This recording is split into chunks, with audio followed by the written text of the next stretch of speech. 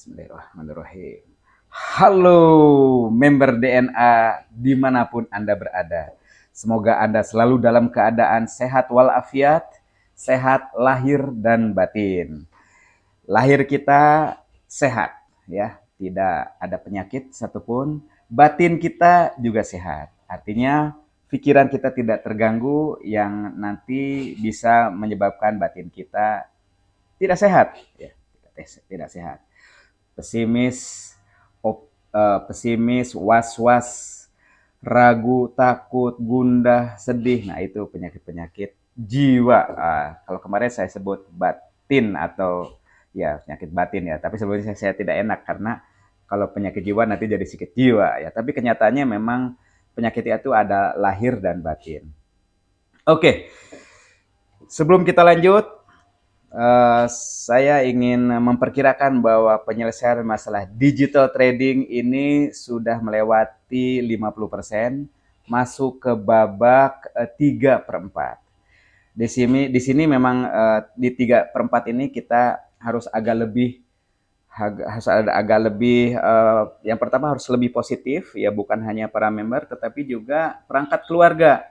Diminta para anggota keluarga untuk juga mendukung saudaranya, ibunya, bapaknya, atau anaknya yang mengikuti DNA ini. Jadi pesimis itu tidak ada manfaatnya. Jadi kenapa? Karena di dalam masalah ini kan ada dana kita. Itu yang harus kita selalu optimis ya, ada dana kita. Yang kedua, negara ini bukan negara bodong, bukan negara abal-abal kan gitu ya. Jadi kalau dana yang sudah di DNA yang sudah dalam keadaan di freeze, tentu negara akan mengamankan barang bukti ya. Jadi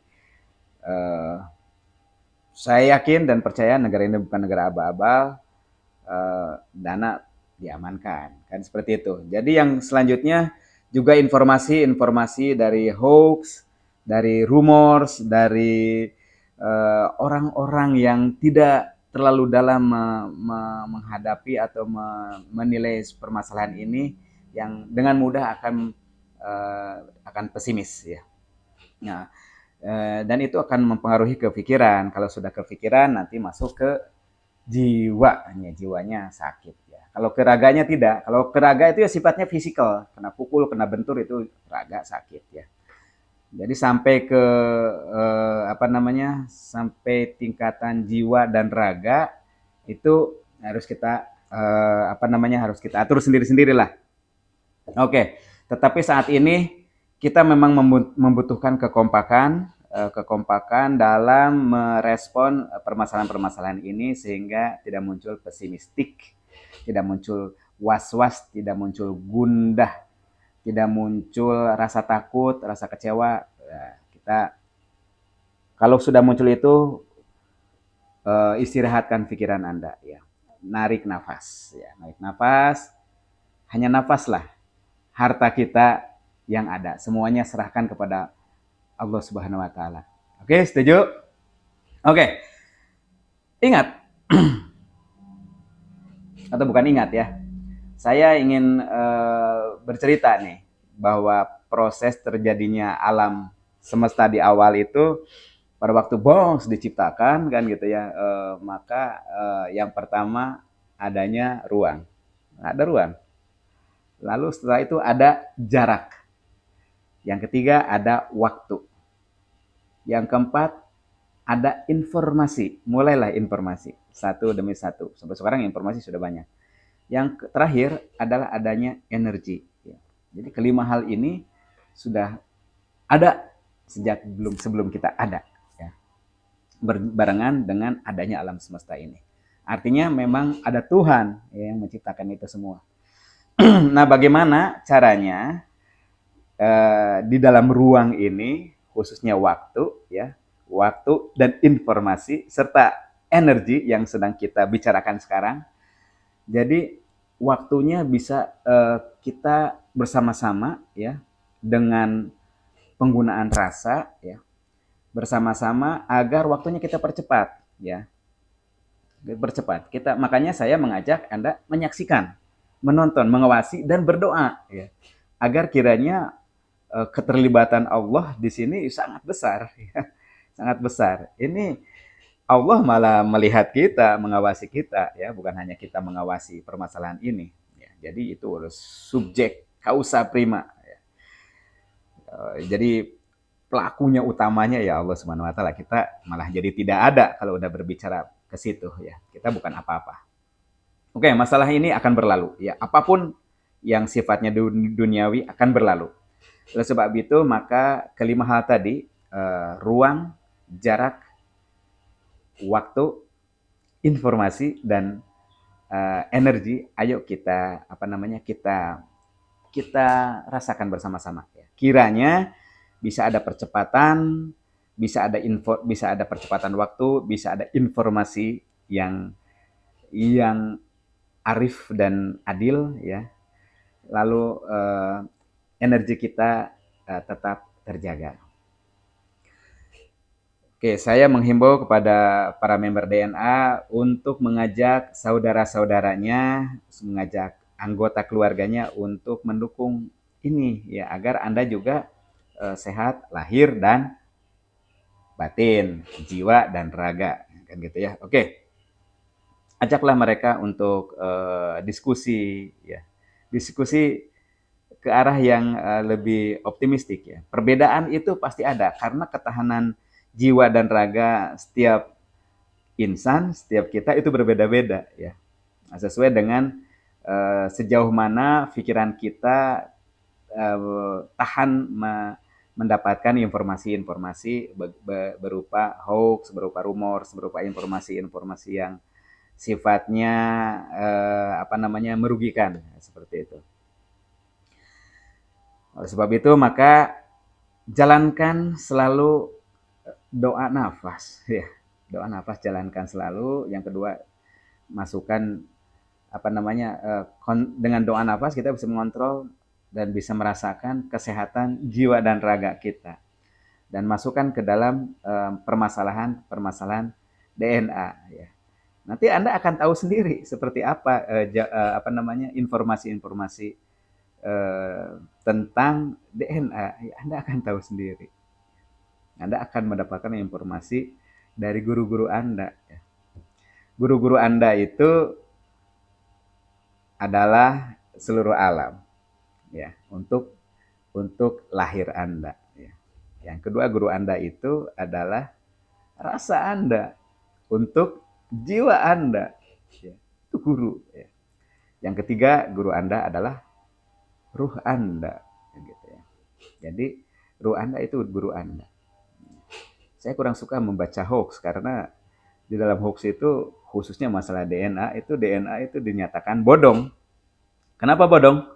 Nah itu kan bodong artinya perusahaannya tidak berizin, ya, tidak berizin dan dia mengambil keuntungannya dari membernya. Nah, jadi berarti trading tidak ada, ya, trading tidak ada. Lalu Ponzi itu hampir sama ya. Jadi dia perusahaannya izinnya tidak ada dan juga mengambil keuntungannya dari member-member di bawahnya ya, dengan cara piramid. Apakah DNA seperti itu? Ya. Yang tersebar ya itu ada kata-kata bodong, Ponzi, DNA menipu membernya. Nah, Anda merasa ditipu oleh DNA tidak kan gitu.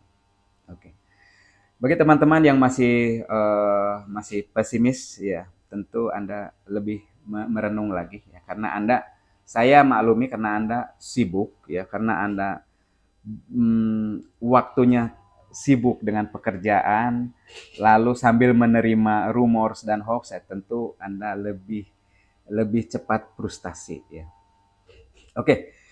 Nah, di babak ini ya, kembali ke permasalahan di awal, di babak ini di mana babak sudah melewati 50%, saya katakan masuk ke babak 3/4 penyelesaian ini. Tentu saat ini pemimpin negara dari bidang eksekutif, yudikatif, legislatif sudah turun dan sudah sudah bekerja, informasi pun sudah terkumpul, barang bukti pun diamankan oleh negara kan. Dana kita kan itu barang bukti ya, barang bukti yang terlihat di MT4 itu jumlahnya sudah jadi minus ya, tetapi seharusnya itu menjadi barang bukti dan itu aman ya.